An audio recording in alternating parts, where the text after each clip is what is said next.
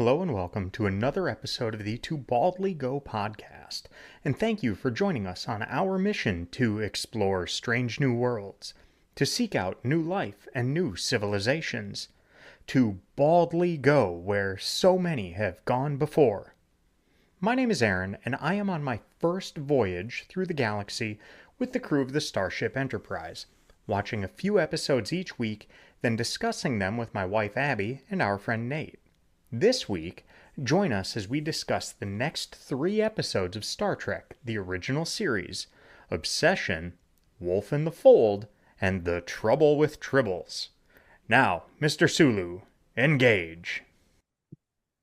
So, Nate kind of sold at least one of these episodes pretty highly last week, saying best episode, solid 10.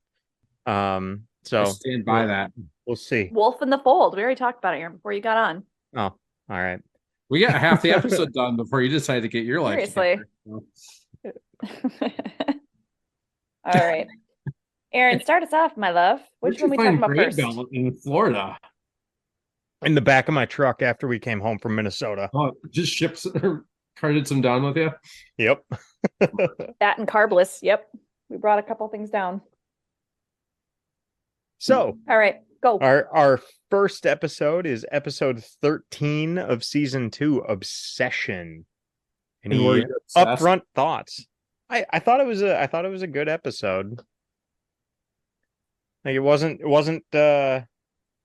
great. It was early on it felt very dark, which I think was kind of the point. And you see some notes I have here are it seemed very un-Kirk for some of it, but again, that was kind of the point because he was so obsessed and having that kind of take over, and seeing that kind of spiral that he was on. I'll be honest, I thought this was a good episode, but even though I was taking notes during it, there's not much from it that's sticking with me. It was good. It was entertaining, but yeah, I watched it two days ago, and there's not a whole lot that's really jumping out about it. It's not an overly memorable episode. Yeah, I mean, I also agreed. I thought it was a good episode. But yes, I don't remember a whole lot from it either. Like I'm reading my notes to kind of jog my memory. I will say that in a lot of ways, I think this is the closest we've come so far to Star Trek acknowledging something like PTSD, right? Because clearly this is a thing that has impacted Kirk's life in a very meaningful way, to the point where the second he even smells that smell, he knows what's going on and knows they have a problem, and it kicks him into that obsession, right? One of the more aptly named episodes, that, at all costs, he has to make this right. 100% agree with that. I have that note. I said, Jesus, 200 people died. He thinks it's his fault. Crazy pressure on a 20-something-year-old who I can't even imagine. But I brought it back a step further. I'm like, okay, crazy PTSD is this commentary on Nam and some of the like PTSD they're having at the time then, because you've got a bunch of 20-something-year-olds coming back who maybe survivor's guilt, things like that. If I had done something further, would my friend still be alive? So I had that question mark. I don't know how the timelines line up. I don't know, I can't since speak this to that. this would have been very early. I just don't know. Early on. But even still, I mean, there's still some people who would have survived World War II at this point as well, though, yeah, right? This was in 67, 68. But there's still plenty of... This was later than that, wasn't it? No. Didn't the show start in 69? No. Show ended in 69. Oh, that's one thing, Then ignore my 70 or 71 copy. I thought I wrote down a bunch of like individual lines I thought were pretty good in this, and give things to think about that I thought were good, even with it still, as I read through them, it's kind of like, oh yeah, why did I write that down? but with that PTSD, when Kirk, I did find it interesting because he was laying on his bed and it was personal log, not captain's log. So I thought that was an interesting thing, but how he asked the question, am I letting the horrors of the past distort my judgment of the present? And even in the middle of all of it was still very on top of what was going on, That's interesting you or say at that, least 'cause acknowledging that he could tell that he wasn't approaching it necessarily right. Yeah. Um, But he had still couldn't change it. Like he couldn't do anything about it, and again having this thought of like, how could something get or have such a hold on this character, who is usually so strong and so just in command, just being completely taken over. Again, it's kind of the point of the episode, right? But still a very, like I said, kind of a very unkirk thing, which shows how he's actually a decently dynamic character and not just what we come to expect from the never overacting William Shatner. to boldly go. You mean that kind of thing? Exactly. I do think it's interesting you point out the personal log, because I would never have caught that, because we see it on all the other series all the time. There's captain's log and there's personal logs. So I didn't catch that I at don't know all, if 'cause this it is the was first such time a it's been mentioned, but it did catch Yeah. my attention. I stand completely. This episode came out in 67. Yeah, and it was 67. I There's looked. nothing as far as like that goes when it comes to like, I was totally off. I thought it was in the 70s for some reason when this one aired. So we have been closer to that Nam kind of thing, but I still stand by. There's probably some PTSD still from people surviving the ends of Yeah. World War II and all that kind of stuff. It's not that far out. Or the Korean War, which would have Yeah. been even more recent than Right. World War II. And we So- don't we don't hear much about the Korean War, but that was a mess. I mean, Yeah. I don't think we talk about it much in American history or anything like that. It We just kind of don't. gets glossed over unless you go out of your way to read about it. But that was a brutal fight. That's a great point, because I remember taking like AP US history and spending a lot of time on World War II and a lot of time on the Vietnam. Cold War and Vietnam. Yeah, and not, I mean, the Korean War was definitely mentioned, but nothing significant, right? Yeah. Now, granted, I've been out of high school for way too long at this point, but I honestly don't know a whole lot about the Korean War, and maybe I need to go spend some time and learn about it. Another line. Oh, go ahead. Nothing. I was just gonna fill it. So I was struck by in the time frame. Have we heard about the Farragut before? Like that sounded super familiar. And I can't tell if it's just because of the most recent movies. And I keep hearing her, you were going to assign me to the Farragut. Like, is that the only reason I recognize the name Farragut? Or do we hear about the Farragut somewhere else? Because every time they said it, I was like, how do I know the Farragut? Abbie, And have you been watching this season of Strange New Worlds? Mm-mm. Okay. Well, I kind of stopped because of other things, but I haven't gotten far enough. We've talked about the Farragut in that yet. No. So I was trying to think in like original series, like next gen. How do I know the Farragut? Or is it just the movie where she's like arguing with Spock and I remember it from that? It could just the be movie at this point. I don't remember it coming up in the original series prior. I'm looking up to see if I can find the first reference to it. Yeah, I found that interesting. I was like, it definitely as a seasoned watcher made me go, that sounds so familiar. How do I know you that said word? that a bunch of times.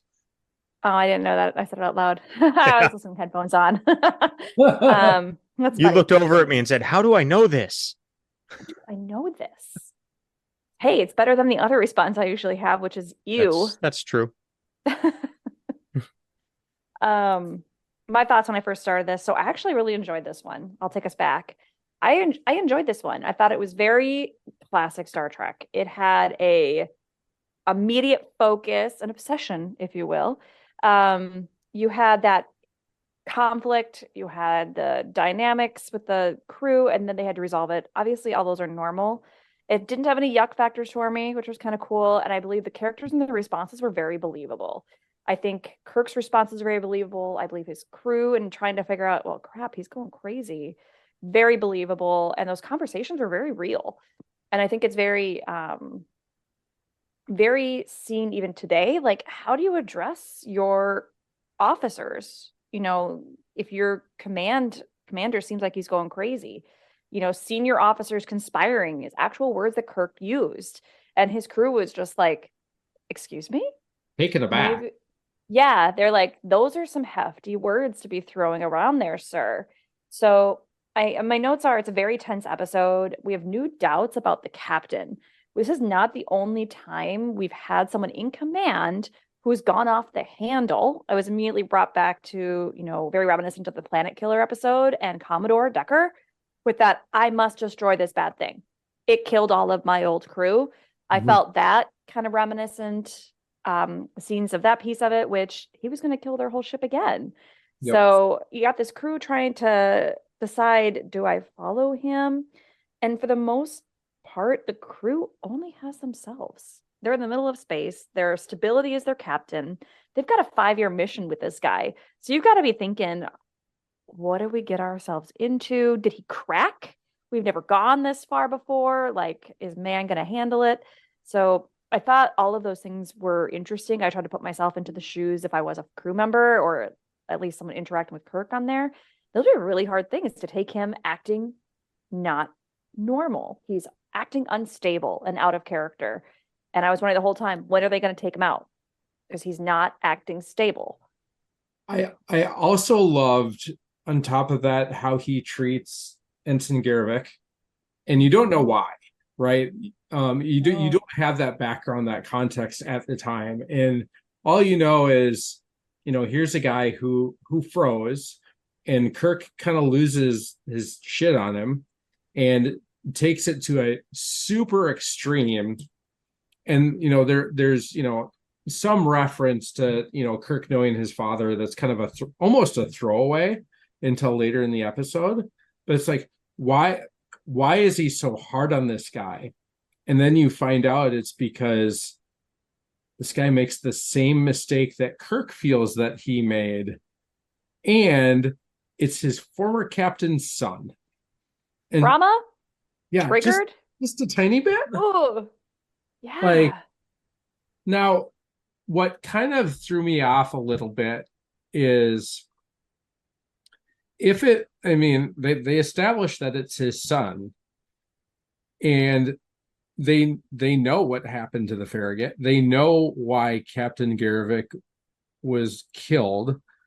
Wouldn't his son also know that and kind of see some of the parallels between, hey, most of the crew is wiped out by this gaseous thing, and all of a sudden here's this gaseous thing, and Kirk's really upset about it. I know Kirk was there.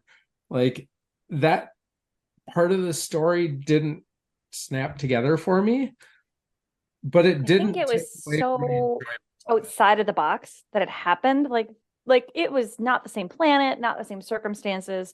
Sometimes it takes something to get that switch to flip, and you're like, oh my God, this is the same situation. It was ironic. He had just started the position. I'll give it that. The timing of that is very suspect. I did point out in my notes as well, this was a healing journey for Kirk. Like, that trauma thing and that trauma response that he gave reminds me very much of like abused parents.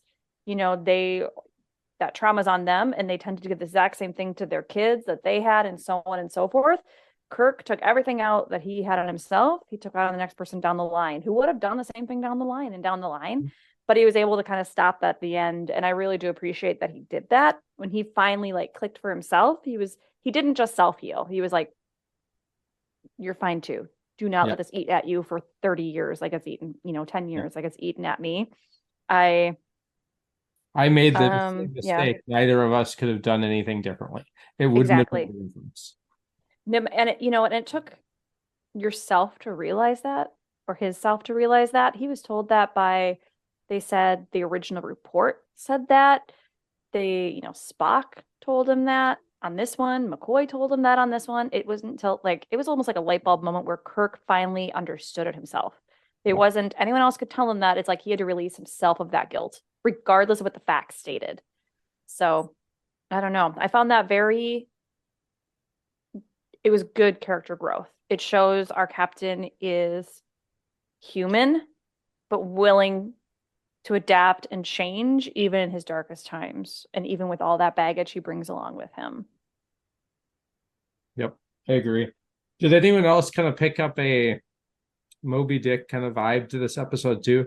Captain Ahab has to go hunt his whale kind of thing. Yep. Reoccurring theme in Star Trek too. They bring up Moby Dick a lot in episodes when captains are acting out of character and out of...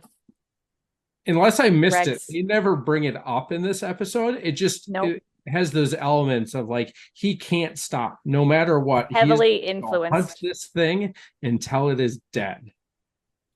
And I think it's Bones who really calls him out on that. He doesn't use the words Moby Dick, but that's exactly where I was like, Bones calls Kirk out. It's like, this is an obsession. This is not healthy. This will not end well. Figure this out. I did also note is this the first time we've seen the ready room on this Enterprise? I do not remember seeing it before. I was like, look at them. They're actually having a discussion in private. And I don't know where it is on the ship, by the way. That wasn't his quarters? No, it was like a big table and everything like that around it. There's a briefing room that they've been in a few times. I don't know if they've ever referred to it as a ready room in this show. It looked different to me. So I was like, interesting. I don't know. I'm surprised, Aaron, that you didn't catch some of the bigger items that are more large scale. Like there was a comment that Kirk said when they were talking about the bomb they were making. Did you guys catch that one? Let's hope it's as powerful as man gets when it comes to making of this bomb. And then I couldn't help but think, I was like, what movie did we just go see in the theaters, Aaron? Right. We just went and saw Oppenheimer, and I'm like, interesting. And then again, I'm trying to figure out when was Oppenheimer, Aaron? When was that set? Early 45. Yeah, 45. So this is after that, but we're still directly feeling the impacts of that. Well, and in the 60s. in the the height of the nuclear arms race at that time between the US and Russia in particular, or the Soviet Union. I mean, they said it as such a side-off comment too, just when they were doing at the very end to, save the day, spread those molecules out. But I wrote down, let's hope it's as powerful as man gets. Good old Gene. That's great. Commentary in there. Yep.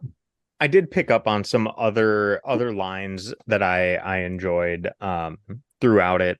You were talking about how Bones was kind of calling Kirk out, and where he does say monsters come in many forms, and the greatest monster of them all, guilt.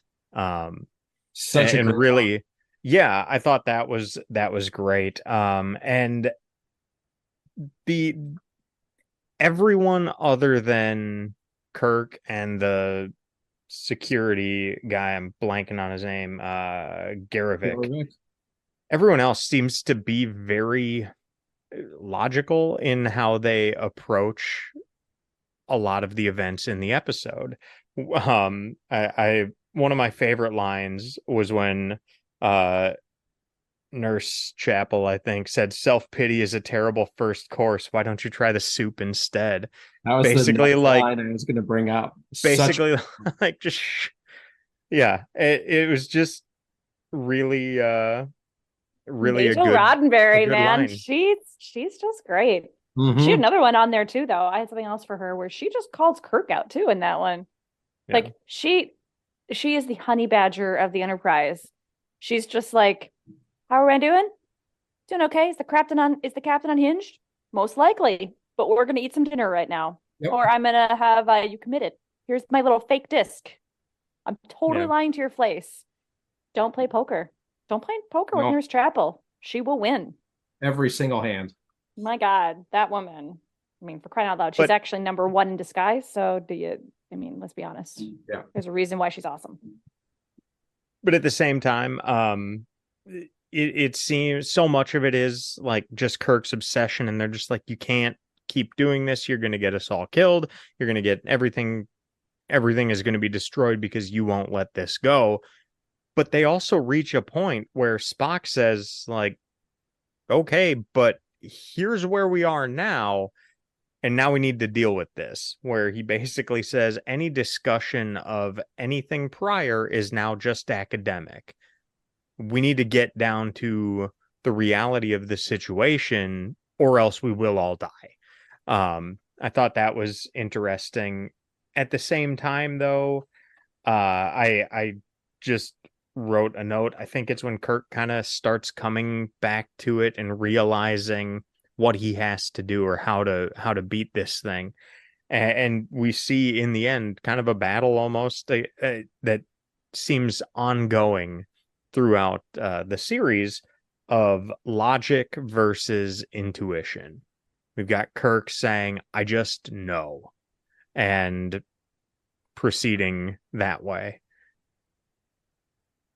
I think you nailed that on the head. I wrote down the comment, intuition is the captain's prerogative. He said something along those lines. And that was all he had to say to Spock and McCoy, to say, hey, I get what you're saying.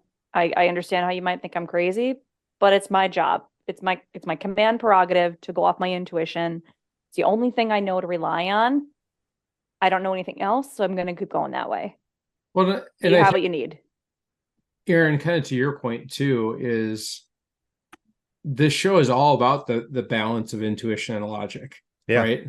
Where logic where logic makes sense, but we all know that in real life, sometimes you just go with your gut, and regardless of what the logical answer might be, you go with your gut, and it turns out you're right. So you can't be either extreme, right? And that's what this show covers over and over and over again. Of, do you be really emotional or really logical? Well, no, the answer is a blend of the both. And you've got that triad of McCoy and Kirk and Spock that balance each other out to show how those two major elements can work together. My last two favorite lines from the episode were, don't misunderstand my next question, but Mr. Spock, why are you not dead? And then we get a little explanation of different Vulcan physiology, but that was pretty I love just how matter of fact that was. Like, don't be offended, but I mean this in the best possible way.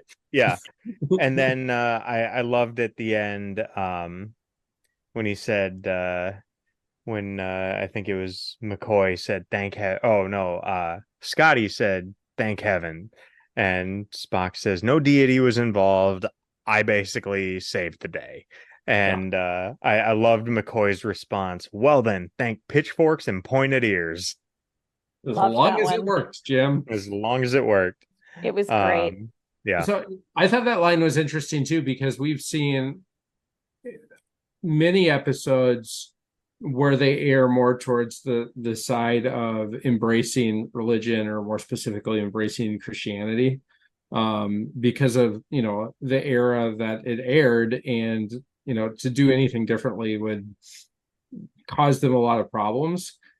And I heard that line, and yes, it's funny, but I also kind of saw it from a no, I did this, right? This wasn't God. It was more of an anti-religion statement, which I don't absolutely know, seen a lot of them.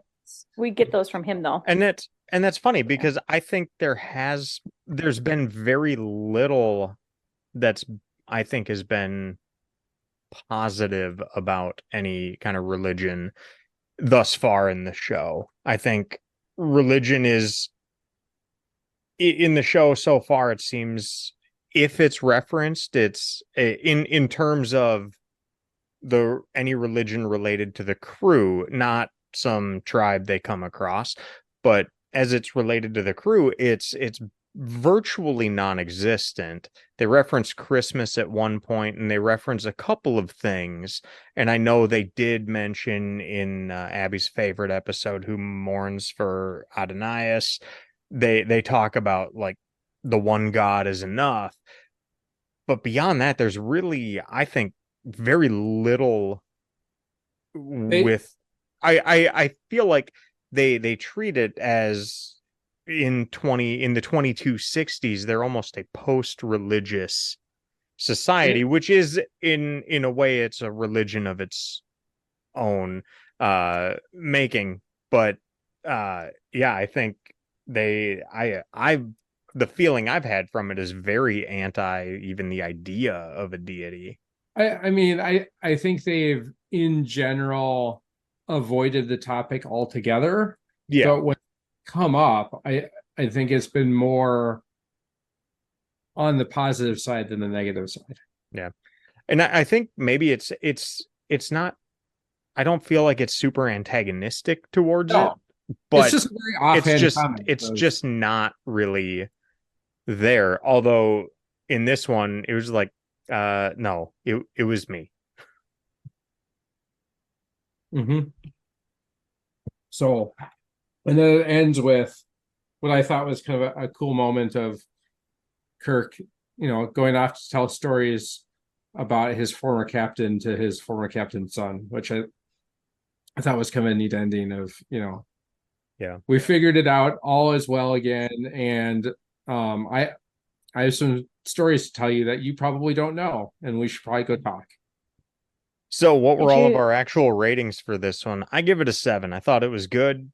We found plenty to talk about, and there were a lot of lines and just kind of ideas from it that I liked. But all in all, like I said, I watched the episode 2 or 3 days ago, and it took until basically the end of the conversation for me to really have a good grasp on even what happened in it.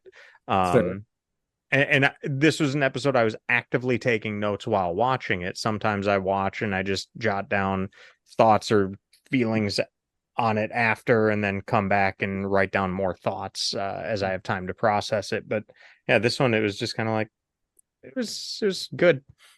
So yeah, I give it a 7. Yeah, I gave it a 7 as well. Like I said, the problems I had with it were so minor that for me it didn't detract. I thought it was an interesting and different story. I had the same feeling as you did, Aaron, when it kind of started of, okay, what's going on here? Is this just going to be a really bad episode? And then it sort of captured me for the entire thing, and I really enjoyed it.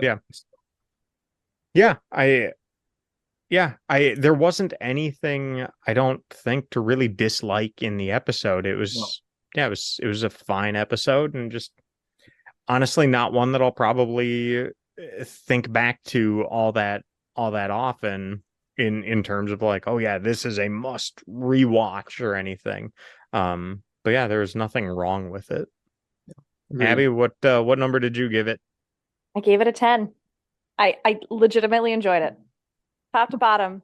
I had no ick factor. I had nothing. I thought the storyline was solid. It had a villain that was to fight, and the villains, and maybe I'm true. I like internal trauma as your biggest enemy to fight. But I liked it. I thought everything was solid on it. It had some interesting things that made me laugh. Like the lines were funny that we talked about. I mean, it had it had enough lines in it that they reuse them in future series and stuff like that. I mean, McCoy talks about a horrible way to travel, all your molecules sped across space. Yeah. That comes up very soon here. We got to see some cool uniforms. We got to see the view screens, which had to be like unthought of in the 60s to see that, them actually seeing and talking that way. I mean, I thought it was a solid episode. I would rewatch it. I would rewatch it, which for me, I think is a pretty solid. I don't think I'd rewatch any of these intentionally, but this one I'd be like, all right, pick an episode from the original series to watch. This would be one I would tolerate again. So fair enough. Maybe I was in a good mood whilst watching these. I don't know. I am not shocked that you gave it a high score. I didn't predict a 10. But hey, and there you go. Good mood. Yep. Abbie's scoring scale, that means absolutely nothing. That changes week to week. Just throwing everything off. I make no sense. I give it an A rating. I don't know what number that means. I mean, if you gave it a 10, Right. doesn't it make it S tier? If we're gonna use that system. Exactly. It's a 11011 rating. Yeah. We'll give it binary. Perfect. I'll just convert everything into binary after the fact. It'll be fine. All good. It's all good. Then go like Jimmy James on Newsradio and then have it translated back into English. And Donkey wrestler. yeah, when he has his book Jimmy James Capitalist Lion Tamer, didn't sell very well, so he had it translated into Japanese where it went really well, so he had to translate it back into English. And instead of Jimmy James Capitalist Lion Tamer, it was Jimmy James Macho Business Donkey Wrestler.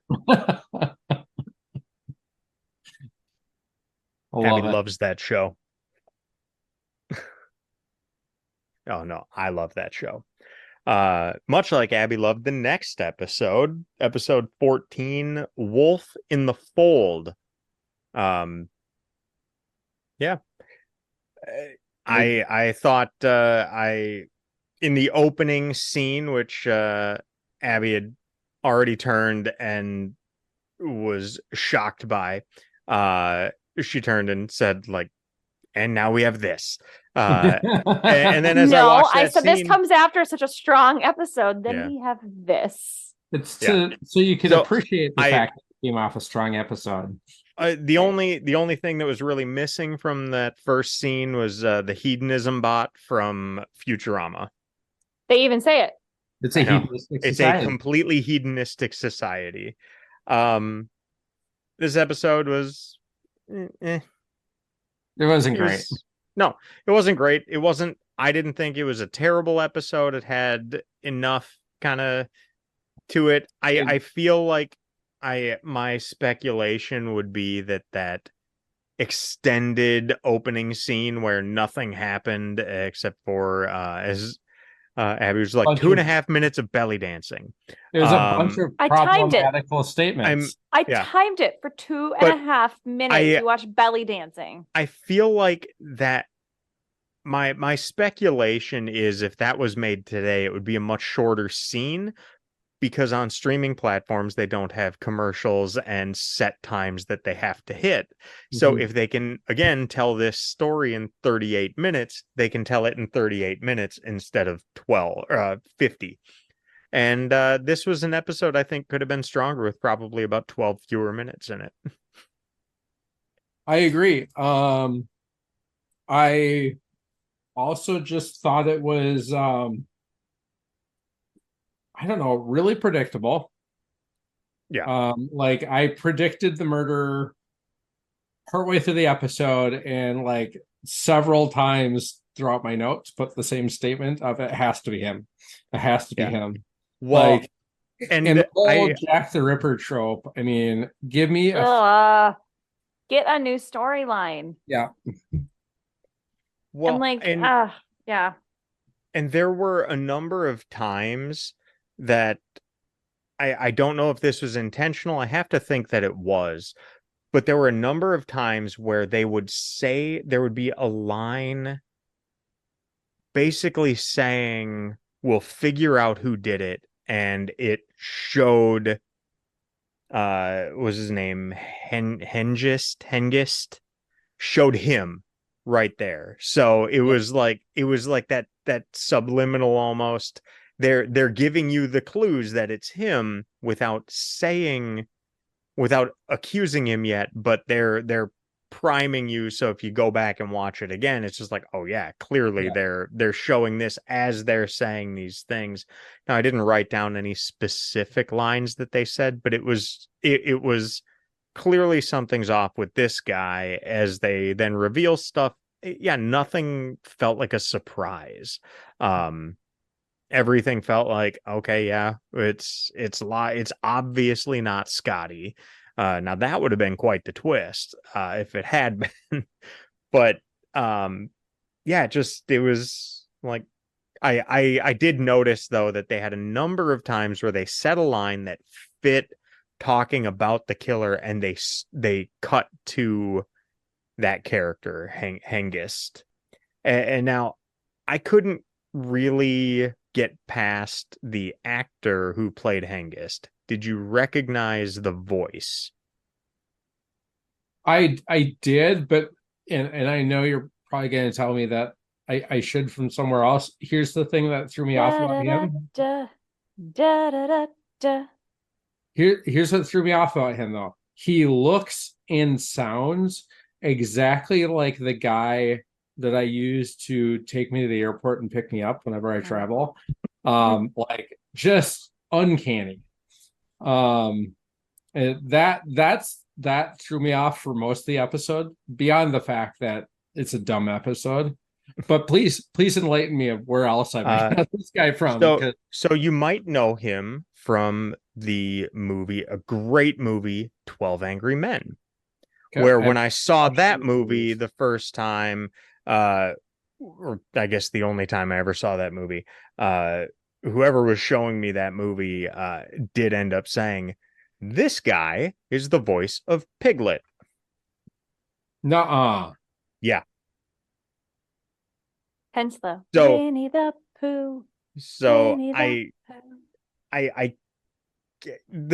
voice, it was tough. The voice didn't really fit the character all that well. So it was hard to, and maybe it was just knowing that kind of pulled me out of the episode even more, because I heard the voice. I was like, that sounds like, and then I had to look it up, and then, I couldn't get past that. But yeah, there were, I thought, a few interesting lines in this one, or some funny things. I think Scotty referred to something as spooky mumbo jumbo. And they talk about one that was just fairy tales, ghosts, and goblins. But they were also saying, like, this entity that's doing all this killing, it's possibly not human, but it's not a ghost. I liked how matter of fact that was. Yep. But yeah, it was just not a good episode. No. Once again, we've got McCoy not even trying to save anyone. Like, she screams literally 2 seconds earlier, and he's like, "Oh, nothing I can do. We're done. We're not gonna try." And he now they try to save her a little bit. He's just like, "I'm out. There's blood. She gone." There were a whole bunch of, "She's dead, Jim." Or, there were a lot of those. Yep. And then the line that really made me like laugh and write down was when Kirk very, very definitively looked at the room and was like, "Everything we've encountered points to Jack the Ripper." Really? You're in dead of space and you can think of nothing better than, 1700s Earth, Jack the Ripper. That is obviously the most logical thing. Like, really? Also, 400 years earlier in London. It makes sense. I also it's only logical. This throwaway reference that they made a couple of times to a psycho tricorder. Yeah. In your conscious and subconscious mind, but didn't. Like, they referencing it, but they never actually like showed the results of that, because the whole idea was they were going to use it on Scotty to show whether he did this or not, because even if he didn't remember, it would show up, and we just had him talk to the computer, and the computer said that his statements were accurate, but it was a lie detector test. Like, it wasn't an actual. Right. And then they still made reference to, well, we're going to use this thing on him, and then didn't. And then we never hear about it ever again. Like, I've never heard of this before, and I've never heard of it since. They're just so inconsistent in this entire episode. Like, they don't follow through on anything, and nothing matches the world. I mean, oh God, what did I write? So funny. First, I lost interest in the ghost ship kind of thing. Oh, he's in the ship now, and it literally is like, like I was like, seriously, that's where we're changing the plot now. That's so much better. And then my favorite thing is these computers that can calculate dilithium matrix and like the correct mixtures of this and how to get into warp and like scanning planets, but it can't calculate pi without getting very, very upset. Like, come on. Really? Pi. Calculating pi, really? Well, pi goes on infinitely, so it'll be working forever. until But they not tell it to in do something every else. computer system. Nah, I didn't like it. I was just like, no. I did note though that Kirk's That was karate like the got a one little part that better. made sense. Why are you Yeah, that fighting one with I me? didn't have a problem with. Like, from a technology perspective, telling it to like do that until you find the end would probably have that kind of reaction. Like it would just go and go and go until it had consumed all the resources. Well, I thought it would just be like one of the algorithms just continuing to calculate, not necessarily bogging down the entire starship for everything. That just seemed a little unusual to me, but I don't know. Kirk's karate got better. Did you guys catch that? He actually did his own flip and disarm without it looking really bad. That was Did you notice that solid. But then he got drop kicked by Piglet. And did you notice the stunt double for Hengist, because you can see them better in these episodes, was a solid 3 or 4 inches taller than the actual actor. That like the height difference is so again, you cannot watch these on our big TVs. You've got to watch them on your phone. Yeah, I don't have that. Like they did when they first came out. I don't have that kind of patience. Exactly. It is funny, by the way, because I was going back over my notes, in literally line 9 of my notes. Do you know what it says? You? No, word for word. Abbie will hate this episode.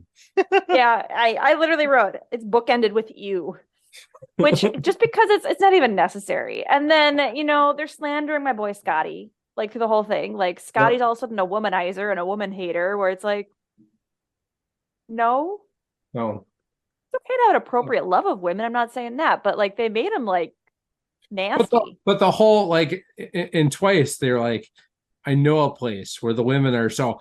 I know the place. Let's go. Like so grody. Like, so grody. It was just. I wonder what happens at those places. Like, oh my god, like nasty, man. Wash your hands, Scotty, before you get back on the ship. I say what happens at those places stays in those places. Yeah, exactly. Ugh. Except for herpes, that shit'll come back with you. The only serious like in line, The Hangover. The only serious line I derived out of the entire thing, and I really did try to like take it away. Things was for me the whole. I thought it was a cursed object at first, and I was like, oh, that's interesting, kind of that religious undertone, like the possessed object. And then they'd had the hedonism, kind of going back to you said in the last episode, Nate, about the religious undertones. I kind of thought maybe that's what they were going with that at first. I did notice filming, they had so much background noise on this one, like the feet, the costumes, like whispering. It was like you heard the clunking of their feet just walking without they were distracting. But so Aaron's normal, he likes the in-depth kind of philosophical things. There was the line, we all feed on death. And I thought that line was interesting. I was like, you left out the best part of that line, though. Derives sustenance from fear? No. He said we all feed on death, even vegetarians. Because I had written that line down too. And that's amazing. There ends, I think, all of the notes I made on this episode. The last episode, the last notes that I made on this episode was for the next 5 or 6 hours, we'll have the happiest crew in space. Yeah. My last line was ha ha ha ha ha, it's so funny, everyone died. Oh, but that's a great point, because I forgot the other part. No one cares. They beamed Hengist out into space and scattered his particles over. And I was like, at first, wow, I can't talk. At first, I was like, okay, that makes sense. And then I was like, well, wait a second. Hengist isn't Jack the Ripper. Jack the Ripper is this thing that moves around and takes over different people's bodies. Yeah. So, theoretically, Hengist as an individual is completely innocent in all this, but fuck it, let's kill him. Like, they don't care. No. Yeah. So let's even take it a step further on that. I was just gonna say, they also then were just like, we have now been directly related to multiple murders on your planet, and we're a notable group of people, especially this guy. We're coming back down right now. Like, there's no like, maybe we should let it cool off a little bit. Yeah. We'll go about cleaning up our stuff here. Maybe do some counseling. You obviously didn't really pay attention to how hedonistic that society is. But they don't. They go full honey badger on it. They don't give a shit. True. No, they're just like, because that's why Jack the Ripper, Hengist, whatever, took up residence there because it was a planet that was purely built around pleasure. There, nobody had any reason to be fearful of anything. So the second that these things started happening, it amplified the fear, which gives this creature more sustenance. So presumably these people are pretty shook by what happened. So yeah, let's go back down and have a grand old time, right? I'm with Abbie. Yeah. Let's let it cool down and maybe just we'll move on to the next one. You're on mute. You're on mute. Let's not make it awkward with this colony. Yeah. No, just massive ew from me on this one. And even getting past the bookends that they decided to like wrap that around in, the episode wasn't great even as a standalone without those moments. It had no redemption in it for me. Huh? I don't think it was a Star Trek episode. Much like Catspot, remember the whole thing was a Halloween episode. It wasn't a Star Trek episode. For me, this wasn't a Star Trek episode. This was a Jack the Ripper follow-on that happened to take place on the Enterprise. Like it. Yeah. So what ratings do we give it? I'm sure Abbie gives it like a 2. Nailed it. I only didn't give it a 1 because I actually finished it. I almost did not finish. I was like, I almost DNF'd it. The way you started, I was surprised when you said you actually finished it. I would have stopped if I was giving myself until 4 minutes in for it to actually do something, do anything. Otherwise, I was going to DNF it and be like, I just don't. Aaron, what'd you give it? Mid yawn. Yeah. I said it wasn't terrible. It wasn't great. Somewhere between mediocre and okay. I'm leaning towards mediocre, so I give it a 5. So after 2 episodes, Abbie and I have the same total. Yeah, this is true. I also give it a 5. Yeah. It was, I want to like all of these episodes more, even the ones that I really enjoy. I want to like them more than I even do, but yeah, this one just, not so much. Yeah. The music is from The Cage, apparently. Oh. That was the original dance scene.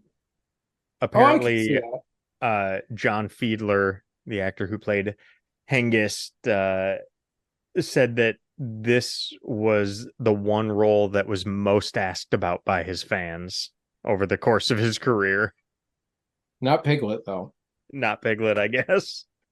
I don't know. So, moving on to what we know for Nate is a 10 episode. There's nothing to talk about. It's perfect. Okay. The Trouble with Tribbles. I'm gonna. So I don't know. I don't say anything yet. I don't want to say anything yet. We know Trouble with Tribbles. I want to hear Aaron's first, with zero information from us. Aaron, what did you think of the Trouble with Tribbles? Okay, so I will go. We'll talk about the episode, but I'll go with my final note that I wrote down. I knew this one was really highly rated. I thought it was good, but was it more than good? I'm not so sure.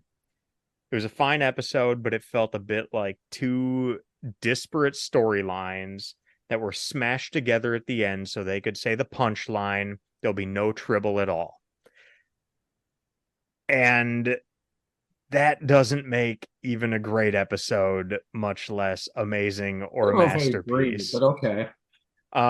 That's kind of the feeling I got by the end of it. It felt like I like how they brought it together, that the one Klingon was Klingon was kind of undercover and poisoning the grain that was going to be sent out. That they did bring it together, but throughout most of the episode, it was they're talking to the Klingons, and then they've got these little furry things coming around, and there was a whole bunch of okay, so what? It's kind of how I felt.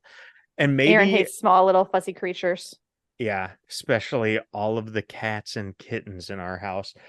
But Okay, it was preface just that for anyone else who doesn't know us, that we foster and they don't live here.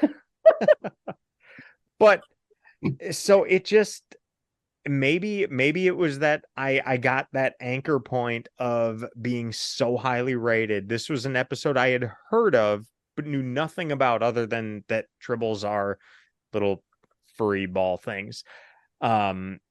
So I went in thinking like, okay, this is going to be really awesome, and then I found it kind of underwhelming.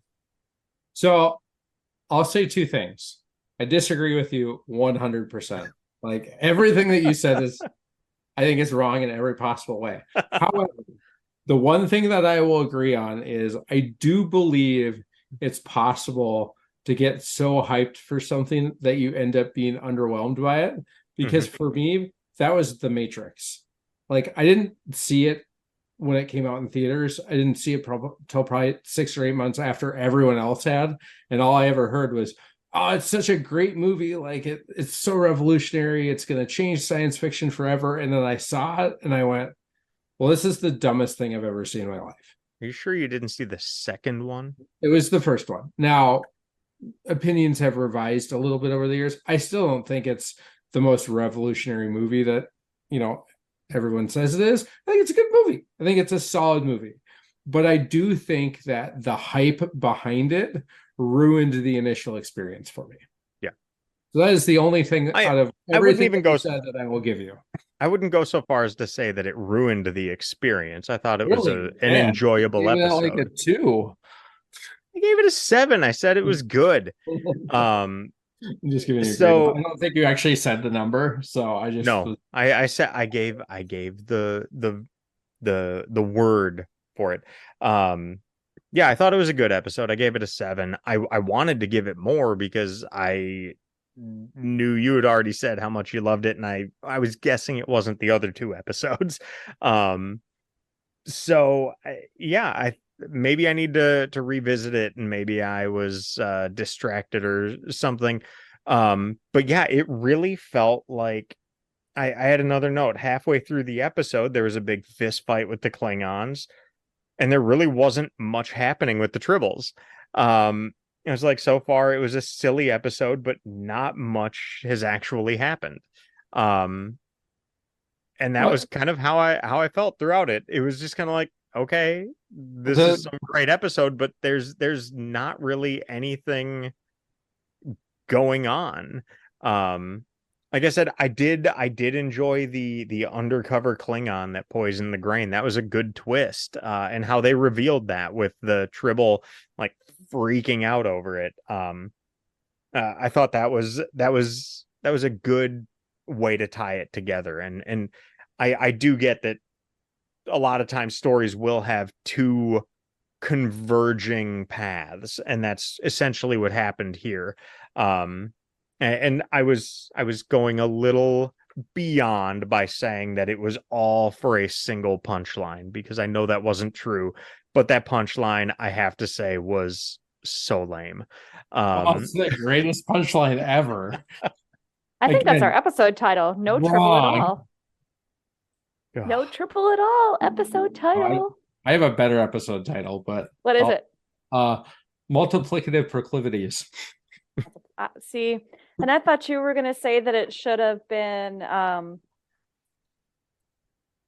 What? Hold on, I got it. Red corpuscles. Like, what the hell's a red corpuscle? That used to be what they called blood cells, just corpuscles. I know. I haven't heard that in 20 years, but all right. Here's my take. I also gave it a 10 out of 10. Yeah. Which I'm sure Nate did. It's just fun. It's classic characters. It's the characters in their prime, in the way that you believe they're going to react to those situations, even those in a more comedic scenarios, absolutely, but they still hold true to their characters and who we kind of known and kind of getting to know them as. It started off great. I mean, you've got Scotty down the planet with Chekhov, and it starts off with a good old Russian joke, Russian version. So many Russian jokes in this episode. It was so good. It was so good. And then you've got Spock's one-liners. He's just like, fortunately, I'm immune to the Tribble. He's making that joke of humans. I know humans' proclivity to love small, fuzzy creatures. And then as he's like obsessed with it, fortunately, I'm immune. Puts it down. I mean, it's just funny. I'm sorry. Despite what Aaron says, this is literally a perfect episode in every possible way. It's just solid. You get great Klingon like world building around it. You get the crew interacting in really fun ways, but still, very serious, right? You get that antagonism between, Kirk and the Klingons, Kirk and the station leadership. You get these obnoxious creatures that you think are completely worthless, but it turns out that they basically saved how many lives in the process. You get the reveal of how you figure out that there's a Klingon agent who's doing all this. Like, I'm sorry, when it comes to Star Trek, I don't know how you could ask for a more perfect episode. I'm trying to find. I think it's just so solid. I agree. I mean, come on. How do you not like every an episode? Line? Exactly. It was just funny. What do you get when you overfeed a Tribble? More Tribble. I mean, the writing was just fun. I love just the subtle things of it, because obviously it's the sound people doing it, but it's like every time he puts a Tribble on the counter, it's like another one like squeaked. And it was just this like it's yeah. Brian. There were some good things I thought. I liked the line right at the start where Chekhov is basically like, we're close enough that we could smell them, and Spock is just like, illogical, odor doesn't travel through space. He says, I was making a little joke. Extremely little. So I did think there were fine things in the episode, and I think it was probably one of those things that was just too hyped up, and so I went in expecting more than I saw, and maybe I will revisit this one and give a new rating next week, or I'll just be stubborn and stick to it. But you're welcome to be stubborn and wrong. That's that is your decision, but I did find maybe terminology has just changed over the years, or McCoy just completely misspoke, because he did say from his observations the Tribbles seem bisexual, reproducing at will. I was just like, does he mean asexual? This prompted the discussion in our household, because it was one of the 5-second segments that Katie tuned into while I was watching it. Did that have a different meaning in the 60s? And brother, have awesome. They got a lot of will. Yeah. I thought that was funny. I did think it was funny how at the end they were basically just like they told Cyrano Jones that he could avoid prison by single-handedly removing every single one of the Tribbles, which would take him 17.9 years. Yep. Again, another classic Kirk punishment, kind of like our ones with Mr. Mudd, where it's just like his punishment fits the crime a little bit, and it's just right on par. Did you not love his response to Chekhov and Scotty's fight? And he's like, "Oh, you were defending your captain." You get this proud look on his face, like, absolutely, you defended my honor. That's right, boy, you did that. Oh, you didn't? Well, why did you actually punch him? Oh, they insulted the ship. It is the first time we see Scotty like really passionate about the Enterprise as a ship. I did make a note about that, and how that's something I don't think we see a whole lot today. Maybe we do, and it's just portrayed a bit differently. But in the past, the idea of physically fighting over a matter of pride was basically the standard, more or less. And that's like throughout history. I mean, read the Iliad, and it's like they're fighting over pride. They're like, I was disrespected, I'm gonna now siege your city. Or I was disrespected, I'm gonna sit back while you get your ass kicked, and I'm not gonna help. Those are two scenarios just thinking in the Iliad, and it seems like in the past it was just the norm that you insulted me, now I will physically fight you. And that was kind of what was going on in this episode, at least when they fought the Klingons. But it's I don't feel that kind of position or action would be as acceptable today. And I don't know if that's a good or a bad thing. Do you want my real answer or my sarcastic shitty answer? Both. I think my real answer is, I think on some level we've grown as a society to realize there are better ways to deal with that. I think my sarcastic shitty answer is, we see countries invade other countries all the time for reasons like that. I don't think it's gone away. It just I don't think it's gone away. We just have, like, you know, ballistic missiles and tanks. So I don't think it's gone away, but I think also as a society we can, like, you think you could probably at times maybe even use a little more of that. A little more of that, like, hey, you learn where those boundaries are and respecting somebody if they punch you in the nose. And then you shake hands and move on, or you just move on. Where I think that's something maybe a bit lacking. But again, back even in the 60s and back historically, that's just been kind of how it is. You insulted me with words, I'm now going to beat the shit out of you. And I mean, yes, we've grown, we've evolved as a society, but I think we've learned to use words. Maybe they're now. I will couch that by saying, I think, like, for instance, we probably live in a different part of society than in other areas. True. Where you know, there tend to be other geographies or income levels or things like that where that sort of reaction would still be considered appropriate. However, maybe how I want to say it is, the heroes of this story are the ones who fought to defend their pride. Sure. I think in 2023, somebody fighting to defend their pride, they would be the antagonist in the story. In a lot of instances today. That's fair. And I'm not trying to say if that's good or bad. Right. No, I don't think it's necessarily either. I think there are a lot of people who would say, no, that's very good, that's not how it is today. And that very well may be, but it may also not be good. I don't know. No, I mean, I think we see that, right? It's not yeah. Like I said, don't know if it's good or bad, kind of like this episode. Hey, no. All right. So we're gonna read the best interaction. Now am I gonna be attacked because of my words? Well, yes. The only one that physically do that is Abbie, because I am too far away. However, if I were the host of this Zoom meeting, I would have kicked you out by now. That'd been funny. All right, my favorite interaction of this entire episode.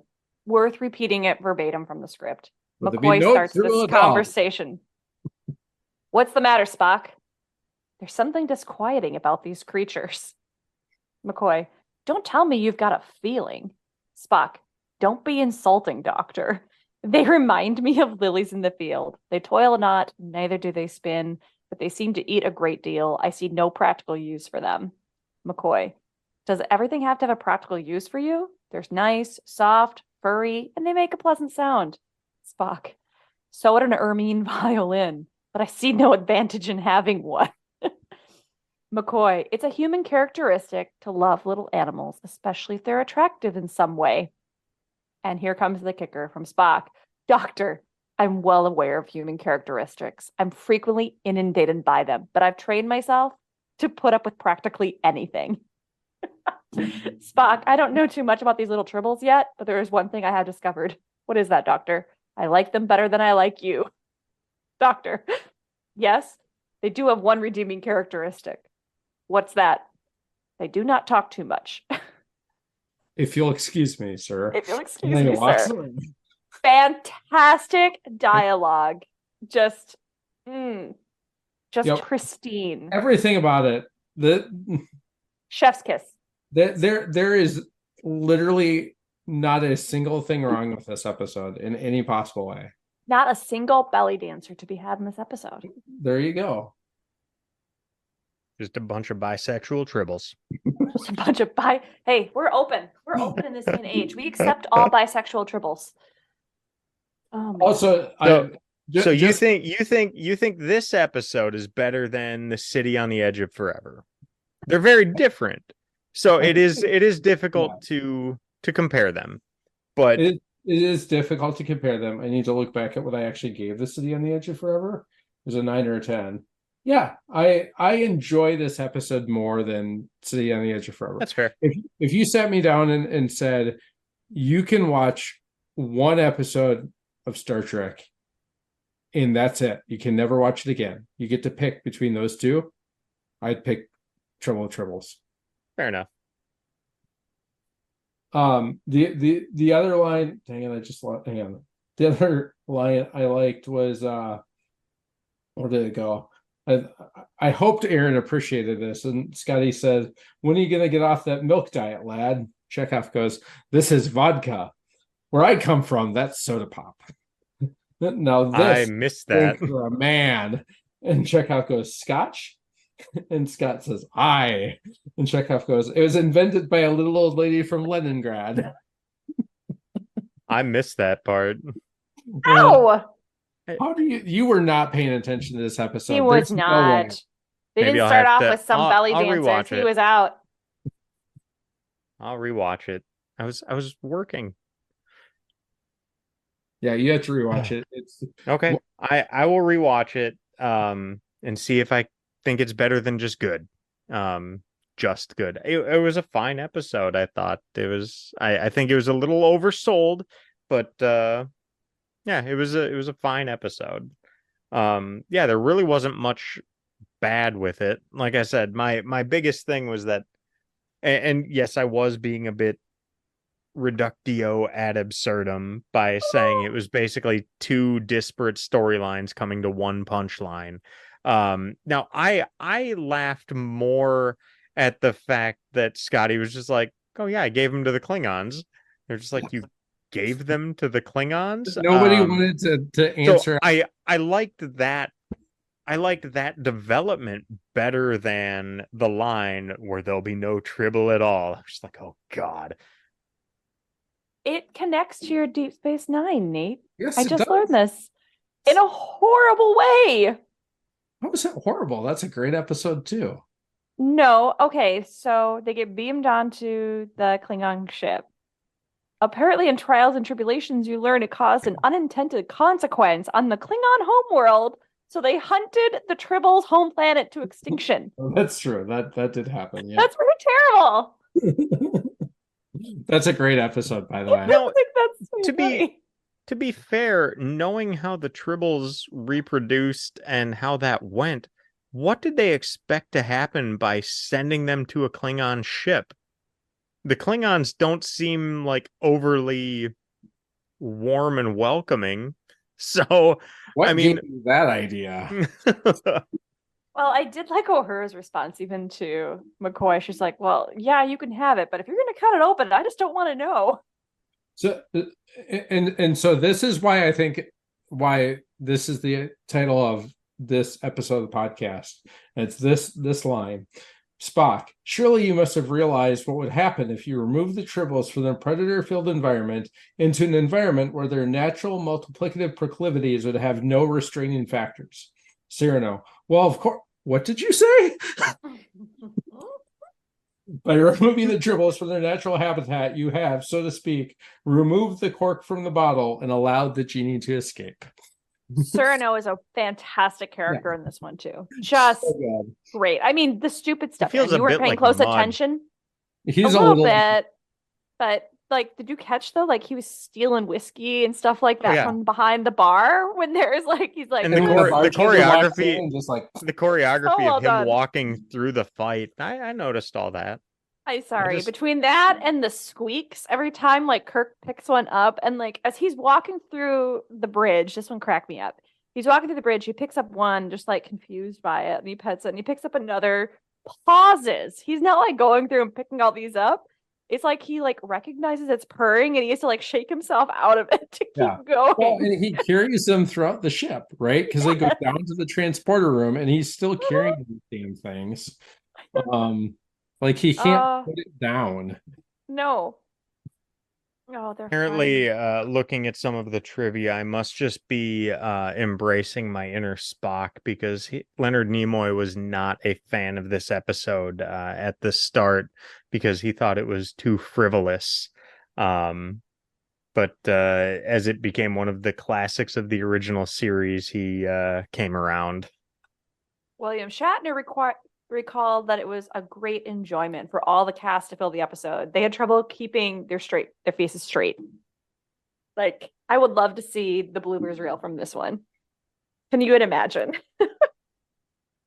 Pile of tribbles near the end was actually created by gluing tribble props around a large wire frame. And then he stood in the middle of it. So they don't have to make that many tribbles. They still had to make 500 tribbles. I would totally, if those ever came up on a prop auction or something, I would probably pay real money for one of the original. The Cronholms gave me a tribble for Christmas one year. Didn't I'm he? talking like a real. It squeaks. I know. All they are is keychains. It said they're like fuzzy keychains, is what it said in here. What's fun is if you want to rewatch Aaron, look for the coffee stain on Leonard Nimoy's uniform. He spilled his coffee during lunch, and there were no other costumes available, so he went on with the coffee stain on his uniform. I love it. Again, looking at some of the trivia, I do find it funny because of how William Shatner looked when the ceiling panel opened and they all fell out, and they just kept coming. Apparently, that took 8 takes to get it right, and the tribbles that were coming through were being thrown by crew members on the other side of the set that could not see what was going on, so they didn't know when to stop. So they just kept throwing them as the scene went on. So they were just coming unexpectedly, hence some of the reactions. So I think every that's time pretty he good. gets pelted in the face in the middle of dialogue, that's like a real reaction.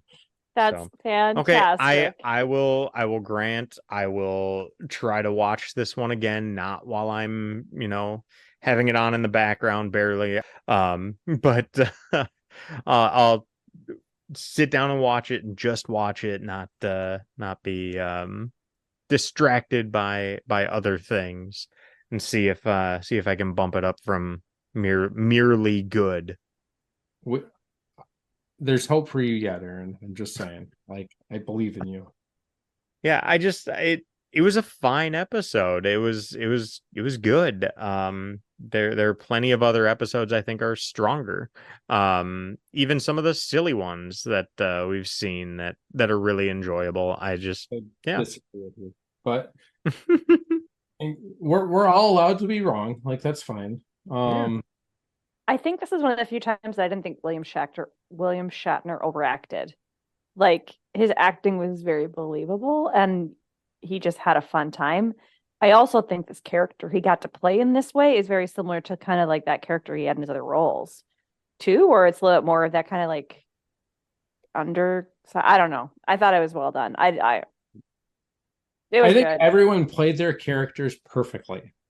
And that's kind of the point, right? Spock played Spock. Like, Leonard Nimoy played that character absolutely perfectly for the situation. And Kirk did it perfectly. Scotty did it perfectly. Chekhov did it perfectly. Uhura did it perfectly. Like, just nailed every performance. So this is the first professional sale of David Gerald, who was a college student and writer. Yeah, so he wrote. So this is the first thing that he actually got picked up. So Roddenberry was known for being balanced and sometimes being thwarted by the producer Gene Kuhn, who also did Star Trek stuff, because Roddenberry was kind of being burned out from writes and rewrites and stuff like that. But they described it as a romantic with an obvious sense of humor, right? And Gene Roddenberry had no sense of humor. So working with him has been described as a, quote, joyless exercise. because they wanted to have that gravitas. They wanted to have that deep, dark, gritty that Aaron kind of goes for, right? And so this is what one of the producers said. Gerald, who is that first professional sale for him, his comment on it was he knew that you had to balance gravitas with lightheartedness. You can't save the galaxy every week. And Roddenberry never understood that. So they wanted to have a lightheartedness episode. The elements of fun grounded in serious problems for our principals that made Shore Leave so well received. So apparently Gene Roddenberry doesn't like doing these light ones. He just didn't want to do an outright comedy. What's funny is compared to Shore Leave, and Aaron liked Shore Leave more than we did. So looking back at the scores. My only complaint about this is I know this is my favorite episode of the series, which means it's literally all downhill from here. Like I will probably not like a single episode of the remainder of the original series as much as I like this one. And basically there's half of the show left. Now, where does this stand then in all of these Star Trek series for you? For me, oh man, there's so much. Are we talking a top 10 episode? Top 20? It's for sure top 20. It might be top 10.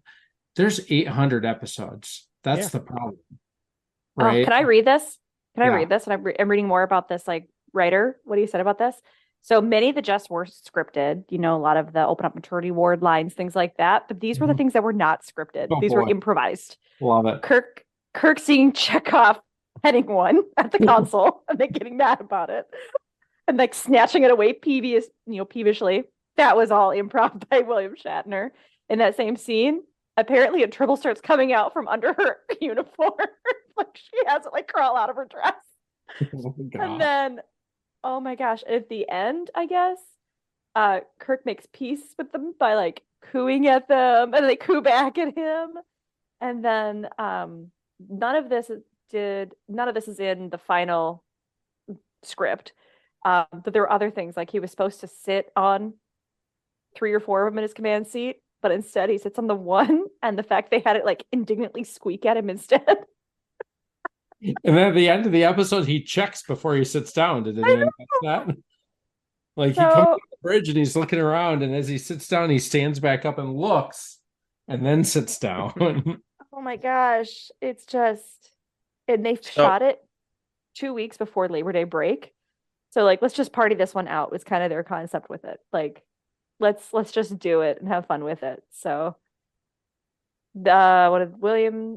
Ed Paskey, who is William Shatner's stand-in, said for the stars, Anti-Spirit and Carry the Day, Bill was the one. He got into it. He realized, you know what? This is fun. We're having fun. Mm-hmm. That probably bonded the crew together even more. I mean, you've got new cast members this season, right? You've got new roles. We're fighting to get rebooked at this time, right? Potentially all of that. And it ran on...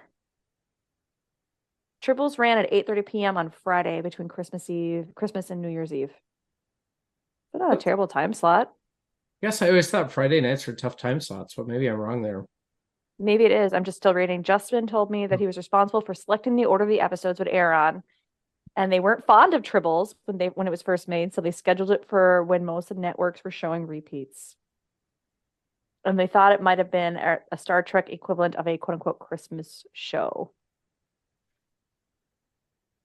Well, it's better as a Christmas show than a Halloween show. Halloween show. Oh, Apparently, ratings were good and the fan letters poured in after it aired. And it even got a network repeat. I love all the reasons that you're reading that proves that Aaron's wrong about this. So keep them coming. So for this perfect episode, then, nothing like left to question. Do we just leave out that this grain is all still poison? They can't send it wherever it needs to go, and they just take all of the Klingons, including the one who poisoned it all, and they're just like, you got 6 hours to get the hell out of here. And just leave it at that. It's like, okay, so what happens with all this poisoned grain that they have? It's not their problem. Just don't care? No. Perfect. No Tribble at all. Yeah. Love it. I feel like I wish we were watching Next Gen or Deep Space Nine right now. This would be a great one to do like the duality episode. Do this one and then have watched the Tribble episode. So I've thought a lot Well, we got about to get through the episode because I know these come back in the animated series. yes. Ugh. So I've thought a lot about the whole should we do multiple shows like in parallel at the same time? And I don't think it's going to make any sense for For him. folks that, especially for Aaron, but even Abbie, for you, for some of the stuff that you haven't watched yet. Hmm. I don't think it's going to make any sense. All right. And I think the impact of it will be lost. And it really bums me out to say that because I'd love to watch some of the other things. He just wants to get through the original series. I mean, it's not my favorite of them, but look, I've been pleasantly surprised. I have too. Some of the episodes. I mean, this episode notwithstanding. Get the fuck out. No, I mean, in my mind there were, one or two or three like great episodes, and the rest of the original series is trash, right? And I think we've discovered many times over that there's some really, really great episodes that, beyond the ones that are remembered as being great, that are still very good. So We see Tribbles in Search for Spock, apparently. I cannot think of where. I don't remember that, but now I'm curious. We do, according to this. I haven't watched The Search for Spock in a long time, so. Anyway. Quote, Too Boldly Go says, there's actually a podcast called Too Boldly Go, apparently. And it says, first, find Cyrano Jones, and second, close that door. And then they say there's almost no point in reviewing this episode because it's arguably Star Trek's most popular hour, and mainly for its most quotable lines and as one of the franchise's best visuals, Kirk being drowned by Tribbles, that has never failed to be the top of any best of Trek list. You're just wrong, Aaron. Should we just stop this right now? I didn't even say it's a bad episode. It's just mildly overrated. We go through all the episodes he said were better. Yeah, what did he quote this at? Yeah, seriously. I called this one a 7. Most of the episodes I think I've rated a 7. And What Little Girls Are Made Of, way better than this one. You have a lot of 8s. I do have quite a few 8s. But I've got like 3 or 4 9s too. Yeah. I don't think I've had a single 10 yet. Not a single 10. Well, there you have it. Anything else to add to this? Aaron's wrong. We're right. That's fine. Maybe that's the name of the episode. It's still like multiplicative proclivities. Natural multiplicative proclivities. There's so many syllables there, and then Cyrano was like, well, what? What did you just say? Well, anything else you want to cover? We're getting more efficient. My homework is that I'll have 4 episodes to watch. Well, there you go. That was fun. But did I just get bullied into rewatching The Trouble with Tribbles? I mean, it was a fine episode, but really, the best episode of the original series? 10 out of 10? Perfect episode? I don't know. I guess it will be worth revisiting. Maybe I'll like it a bit more this second time around. But will I just be trying to appease Abbie and Nate? We may never know. I strongly doubt that I'll go from good to best, and hopefully there's something I just missed about it the first time around. Now, to be fair, I want every episode to be the best one I've seen yet, and why wouldn't I want that? I wonder how that desire impacts my scores. I feel like there are some episodes where I have inflated the scores because I don't want to be too negative on something I want to like. But does that work in the inverse, when I really want to enjoy something, but then it disappoints, even a little? I should probably avoid looking at ratings for the episodes and avoid those anchor points. A known high rating may pull my score up, but if it underwhelms, does an otherwise better episode get punished more? Psychology, am I right? So I'll watch The Trouble with Tribbles again, and I hope to like it more than I did the first time. Then again, if I don't, won't that conversation be fun? What if I downgrade it? Nate might quit the podcast. After undertaking this journey to learn about Star Trek and joining the ranks of the Trekkies, I have begun building my collection of Star Trek stuff, particularly books. I had no idea how many Star Trek books there were. I knew there were a lot, but still. Anyway, one of the books I found was written by David Gerrold, and it's called The Trouble with Tribbles. The back of the book reads, "How to be a Star Trek writer. Can a young college student find fortune and everlasting fame as a Star Trek writer? David Gerrold did, and here's how." He wrote a book about how he wrote the episode, and I feel like I have to read it. But I'll save that for another time. Maybe we'll eventually do a To Baldly Go book club or something like that. So with that, I want to thank you all again for joining us on this voyage through Star Trek. If you're watching along, next week we will be discussing the next 3 episodes of the original series Season 2. The Gamesters of Triskelion, A Piece of the Action, and the Immunity Syndrome. As always, if you like what we're doing here, please subscribe and leave us a rating and a review. For Abbie and Nate, this is Aaron reminding you to never give up, never surrender. I'll say 2 things. I disagree with you 100%. Like everything that you said I think is wrong in every possible way.